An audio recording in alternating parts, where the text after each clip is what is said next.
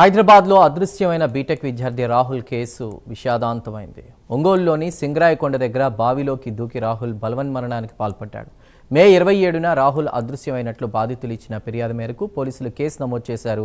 జగిత్యాల జిల్లా ఐలాపూర్కు చెందిన రాహుల్ సైదాబాద్లోని హాస్టల్లో ఉంటూ చదువుకుంటున్నాడు.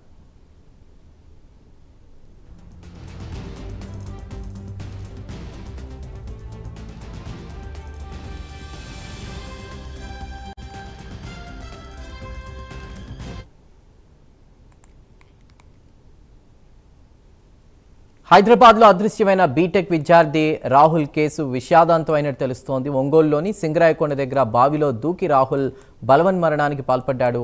ఇదే అంశానికి సంబంధించి పూర్తి వివరాలు మా ప్రతినిధి కుమార్ అందిస్తారు. Kumar, thank you. హైదరాబాద్ లోని బీటెక్ విద్యార్థి అదృశ్యం ప్రస్తుతం విషాదాంతం ముగిసిందని చెప్పొచ్చు. కాచిగూడ పోలీస్ స్టేషన్ పరిధిలో నమోదైన ఈ ఘటనలో విద్యార్థి ఆచూకీ కోసం పోలీసులు ముమ్మల గారింపు అయితే చేపట్టారు.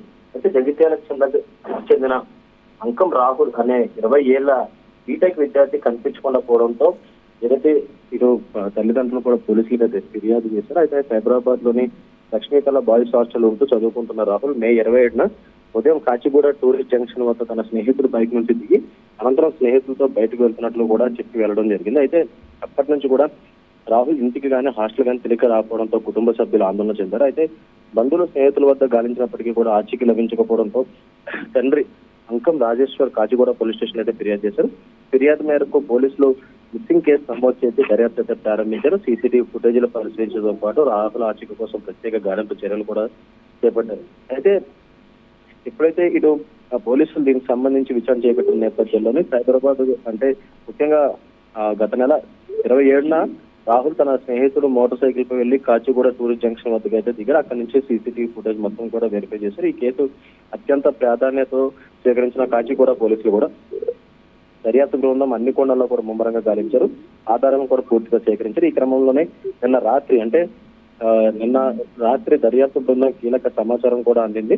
ప్రకాశం జిల్లాలోని సింగరాయకొండ పోలీస్ స్టేషన్ పరిధిలో ఒక బావిలో గత నెల 30వ తేదీన ఒక గుర్తు తెలియని వ్యక్తి మృతదేహం లభ్యమైనట్లు, దీనిపై అక్కడ కేసు కూడా నమోదైనట్లయితే పోలీసులు అయితే గుర్తించారు. సింగరాయకొండ పోలీసులు స్వాధీనం చేసుకున్న మృతదేహం వద్ద లభించిన వస్తువులు ఆధారాలను పరిశీలించిన అదృశ్యమైన విద్యార్థి అంకం రాహుల్ వివరాలతో సరిపోయినట్లయితే తెలుస్తుంది. అయితే దీనిని మరింత ఖచ్చితంగా ధృవీకరించడానికి ఇప్పటికే DNA పరీక్ష నిర్వహించాల్సిందని పోలీసులు అయితే చెప్పారు. ఈ విషాద సమాచారాన్ని ముగ్గురు కుటుంబ సభ్యులకు అధికారికంగా చేరవేయడం కూడా జరిగింది. అయితే కాచిగూడ పోలీసులు కేసు దర్యాప్తు అయితే చేస్తున్నారు. ప్రస్తుతం ఏదైతే మిస్సింగ్ అయిన వ్యక్తి ప్రస్తుతం చనిపోవడంతో కూడా ఈ కేసు విషాదాంతంగా ముగిసిందని చెప్పొచ్చు.